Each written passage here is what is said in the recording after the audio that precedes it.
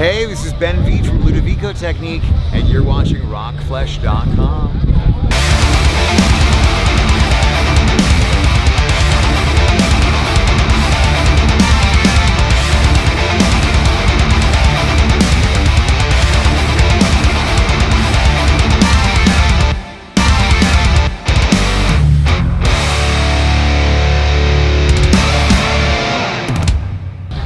So, ROCKFLESH.com, Bloodstock Festival 2024. I'm gonna go the Ludovico Technique, Ben V. Hey, how's it going? Yeah, the guy himself. The guy himself.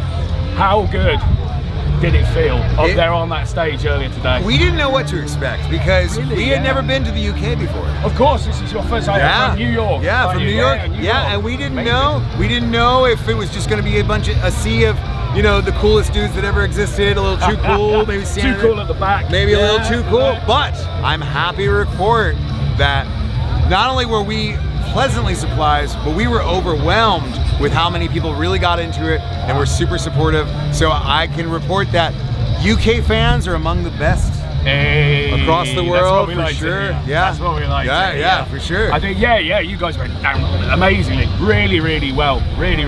I think one of the great things about Bloodstock Festival is the diversity of metal alternative stuff. Of course. I mean, how important are these kind of opportunities for getting out to new fans? Yeah. I mean, like, so a lot of people might kind of be like, well, I like this particular thing and I like that. But when you're here at Bloodstock and you get to see everything from under the sun, I think people are a lot more open to be like, well, you know, I don't know what these guys are going to be about, but you know what? I caught a little bit of it, and you know, I'm a convert. Maybe I can be a little gothic too. You know, just a little sprinkle of gothic. Come on over to the goth side.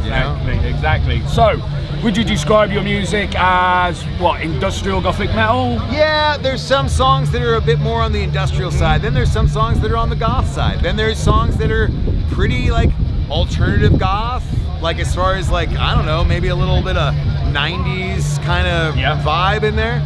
It's really, I just say goth music, and now granted, sure, it's not, if some goth purists would say, well, this doesn't sound exactly like Bauhaus or whatever, but you know what?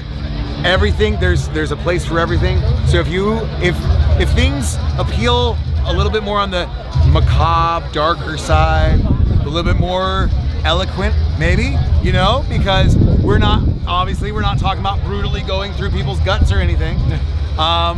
We have an eloquence about us a little bit.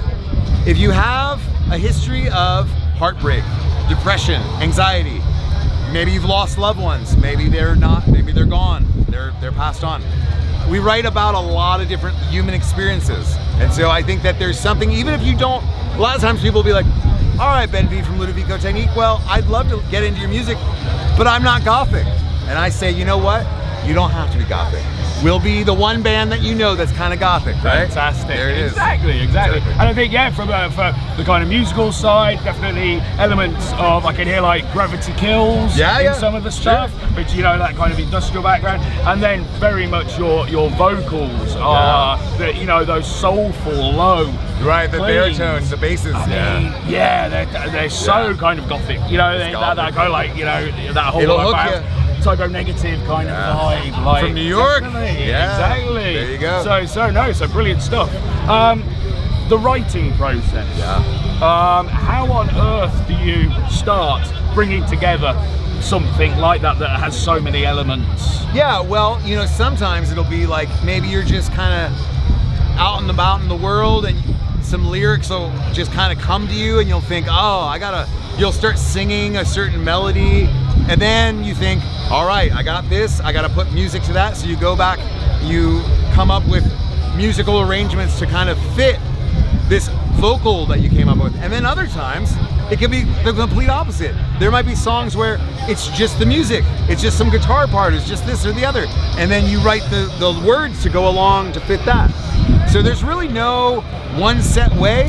You know, you put it together, it kind of just forms before your eyes, you know, like, and you know when it's time, when it's like, you know what, just enough. Kind of like maybe like a chef making their food, a dash of this and a sprinkle of that. And then you go, you know what, Perfect. Just right. Just right. And knowing when to stop. Knowing when you're to stop. creating is part of the battle, isn't it? Basically. A lot of musicians, they'll just go on forever. I think for most musicians, they'd probably continue to noodle around with the songs that they write for eternity. I think having a deadline or having to like release it really helps them to just be like, I'm done with this. You know, I'm fine.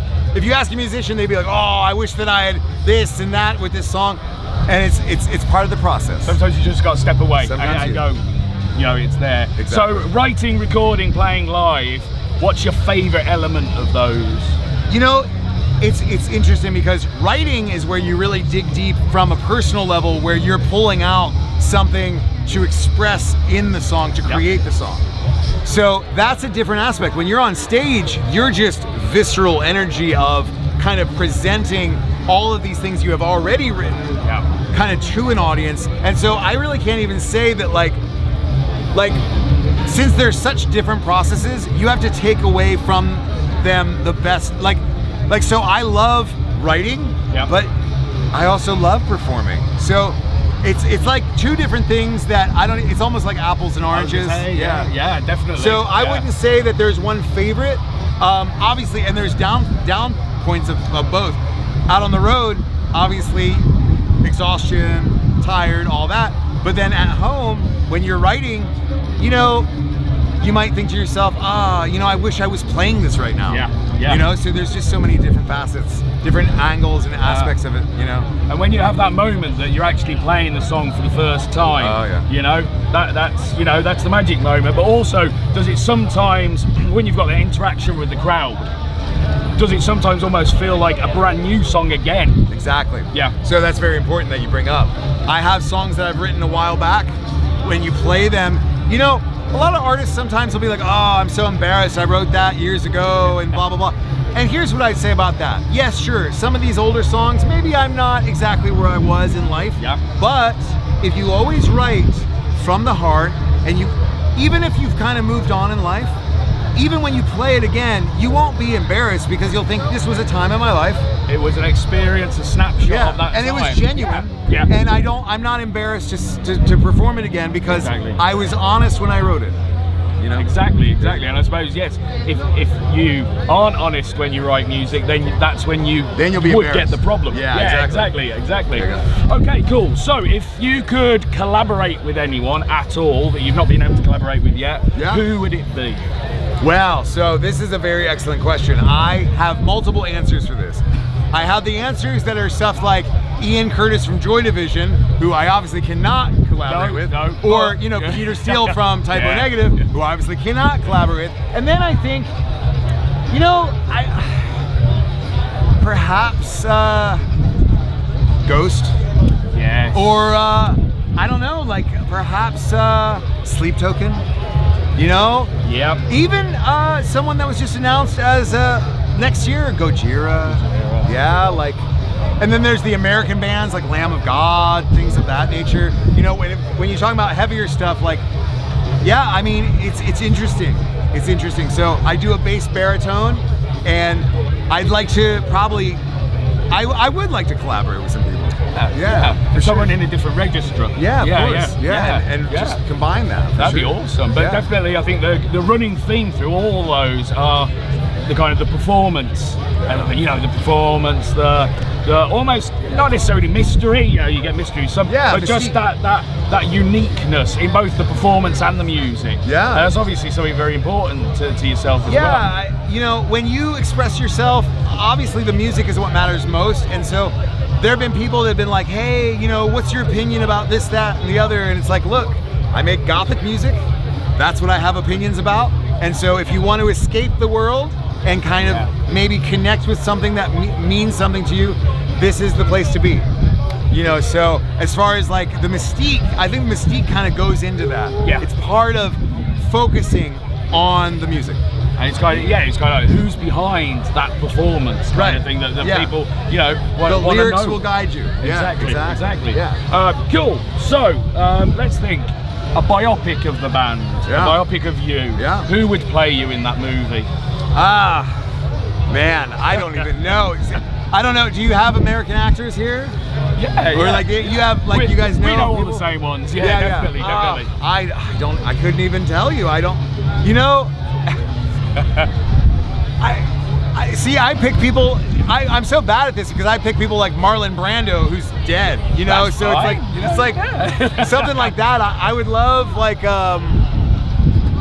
I don't know. Yeah, like something Al like Pacino, that. maybe. Well, maybe Al Pacino, right? Yeah. But then he's he's an older gentleman these days, so hoo-ah, you know, hoo-ah. You know, so incorporate that into yeah, the song almost. he could make a new song. That is the collaboration, really. Right, that would be, yeah, totally. Okay, so if we had your festival, Money No Object, and Alive or Dead, although we do say the live ones often perform better at festivals. They do. Who would you have as your headliners and on the lineup for that? Right, so today here at Bloodstock, what is it? It's a sold out day, I think. I think so, yeah. It's a sold out day. Obviously, they know what they're doing, a sold out day. Here's what I'll say about that. If I had my way, I don't think it'd be a sold out day. I think it would be maybe a quarter of the amount because I think the stuff that, I mean, like I said, typo negative, these things, very passionate, but it would definitely probably not bring a sold out crowd. So what I'll do is I'll leave that to the people who know better than I do, because my perfect festival would be not this successful, and I'll say that. Brilliant. So, what can we expect from you over the next kind of 12 months, into the future? You guys coming across more often, hopefully. Yeah, of course. So once we get back, we're gonna finish up some new songs, and we're gonna release some singles, and then an album next year. We'll come on tour. We'll hopefully be back to the UK as soon as possible. So when's the album out? Next year? Early next year? Well, no. It'll be maybe a year. Okay. Yeah. Got ya. No, well, we want you back. We need you back. Well, we love the UK, and this was the time for us to find out how much we love the UK. And we found out we love it a lot. Dipped your toe in the water. And we did. We're time for a swim. Now it's time for a proper swim. There you go. Thank you so much for spending time with us, man. That's absolutely awesome. Obviously, shots from the set, review from the set, all the interviews, everything on rockflesh.com. Get along there, keep an eye on these guys. They're coming back with new stuff as well. So thank you very much, Ben. It's been absolutely awesome. Thanks, everyone. Thank you.